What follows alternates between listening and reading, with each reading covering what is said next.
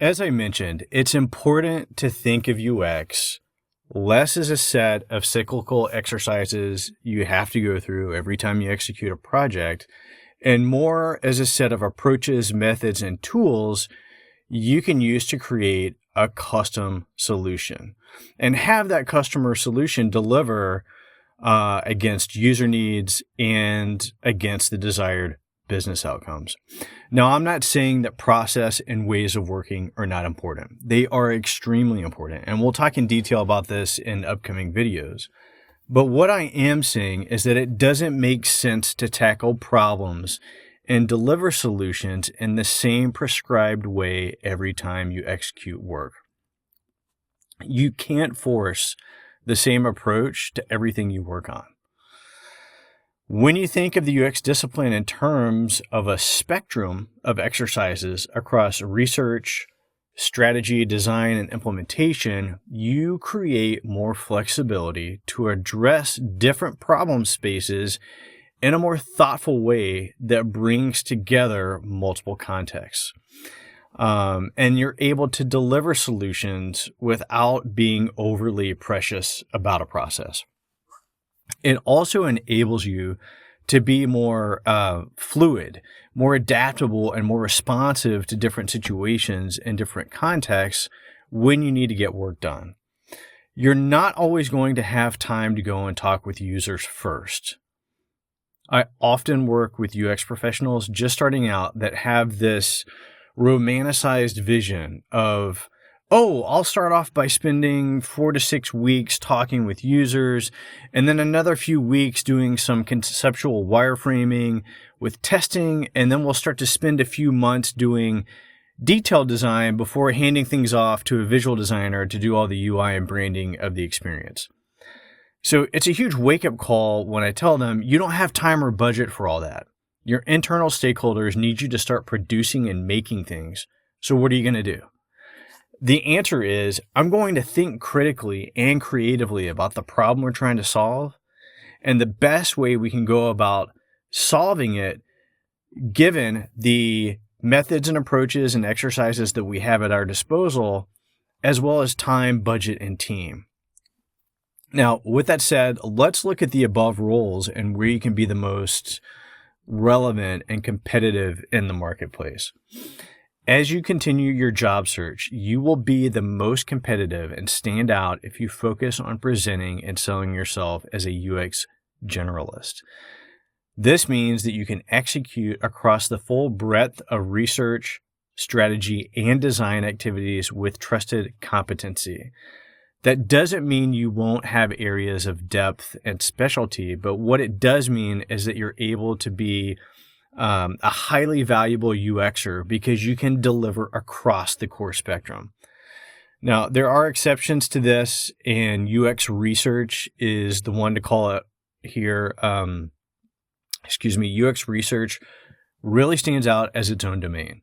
So if you want to focus on UX research, if that's what you want to do, there's a market to do that. It's such a huge area of specialization that it can stand on its own. We'll talk about this more in the career path video, but it's worth noting here. Another important note is regarding UI, or what the industry is referring to as product design.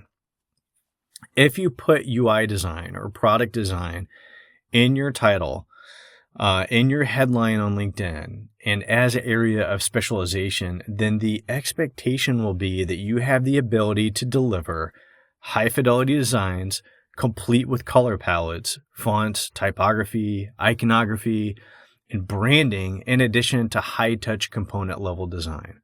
So a few things to keep in mind here. If you don't have this skill set yet, then don't put UX UI in your personal brand and career materials.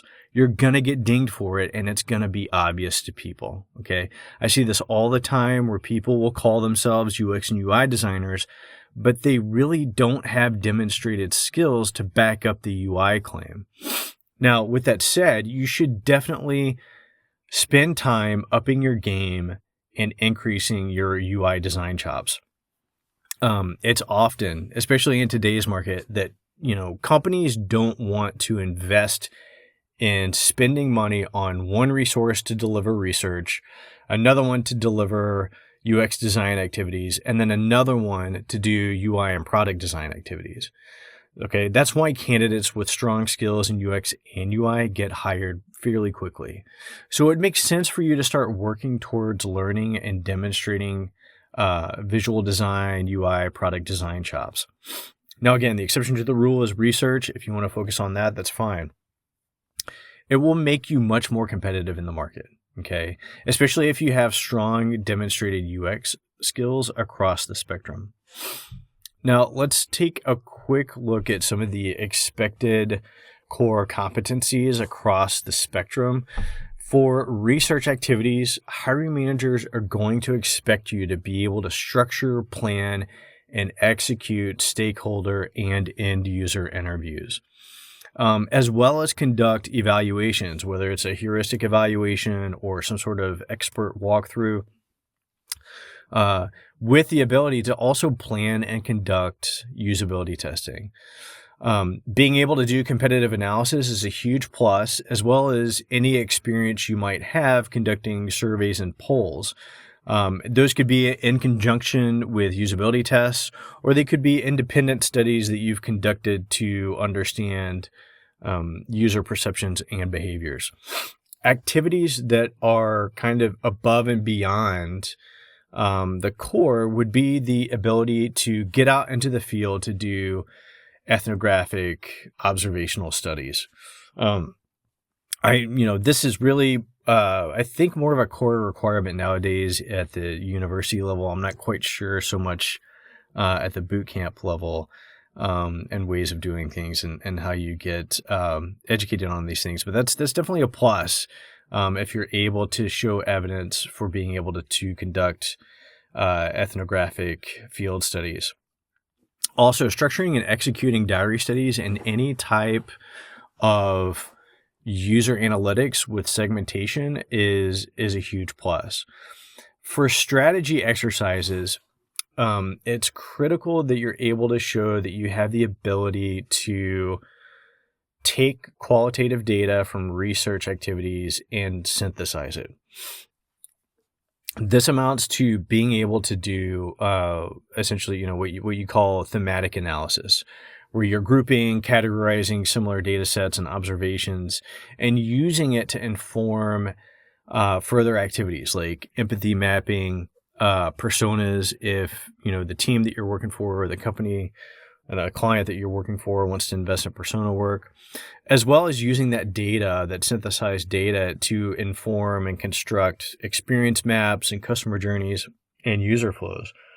Now, while you may not always be held to the standard of being able to structure and run design thinking workshops, it's definitely an area to focus on demonstrating how you have what it takes to grow into being a great workshop facilitator.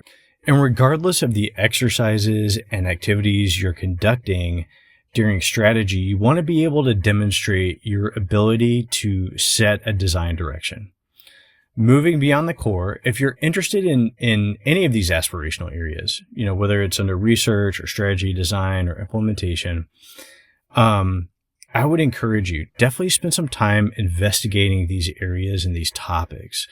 I'll drill into this in another module on how you can actually use this as an opportunity to do some simple desk research and write and publish essentially what's called a POV, or a point of view on these topics. For example, you could write one on how the pandemic dramatically changed and revolutionized digital collaboration and workshopping, and the increased use of digital whiteboard software. But writing and publishing POVs is a great way to market your personal brand, as well as connect with senior level practitioners and hiring managers. I'll talk more about that a little later. Now, for the design portion of the spectrum, hiring managers want to see that you have the basic competency with information architecture in being able to assess, organize, and structure content and all navigational elements in a system. In addition, you want to be able to, they want to see that you're able to think through design, iterate, and test prototypes, and that you're able to create meaningful interfaces and experiences that accommodate the user goals, needs, and behaviors that you've either, found out through discovery research or other types of discovery sessions, or that you're basing on secondary research and to create an initial prototype that you're then going to go and validate and test with end users. But interactive prototyping chops is a must. And as I previously mentioned, the higher the fidelity and polish you can give your work as far as UI and product design is concerned, the better. But don't get me wrong, you by no means need to be, a UI design powerhouse. Just show that you're thoughtful and, again, just up your game in some of these simple areas. Go and look at examples out there in the market, on different websites and different people's portfolios. And I think you're going to have the opportunity to really kind of shape your work in a very positive way. So hiring managers want to see the details of the roughness and the mess. So showing your thinking process and how you move from, say, meetings with business stakeholders to rough sketches to quick and dirty prototypes that you test with customers to then well-polished UI prototypes to demonstrate your work. And you should be able to take your designs and test them with 5 to 7 users. You should be comfortable doing this, coming up with a test plan, doing task-based, moderated or unmoderated, in-person or remote testing.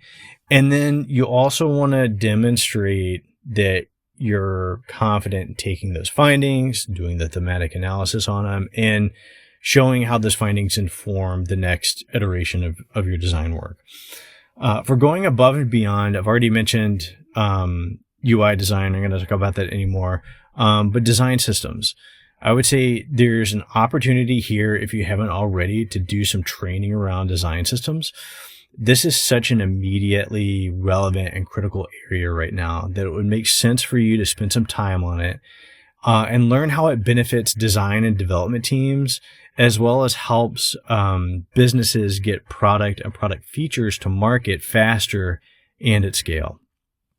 For implementation, this really, of course, starts to get into front-end development, how your designs get implemented through HTML, CSS, any number of UI frameworks, as well as, whatever dev is using, if they're going to use React or Angular. The biggest thing here is to be able to demonstrate that you're someone that is capable of partnering with development teams. And we're going to drill into that, quite a bit. But if you have an interest in learning basic HTML and CSS and even JavaScript, it's actually pretty fun. And that would become a huge selling point for you to prospective employers. Okay. This pretty much concludes my thoughtful rant here. I think that's pretty much it. The only other thing I'll mention under design, I didn't really talk about it, UX writing, content strategy, those are important aspirational areas as well. And those actually turn into areas of specialty for people.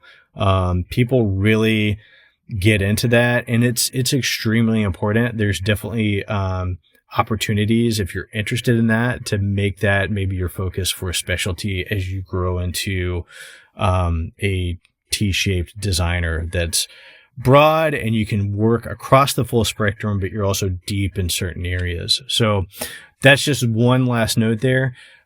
We'll be revisiting all of this. Next up, we're going to walk through career path with thoughts and considerations for you there. So I will see you in the next video.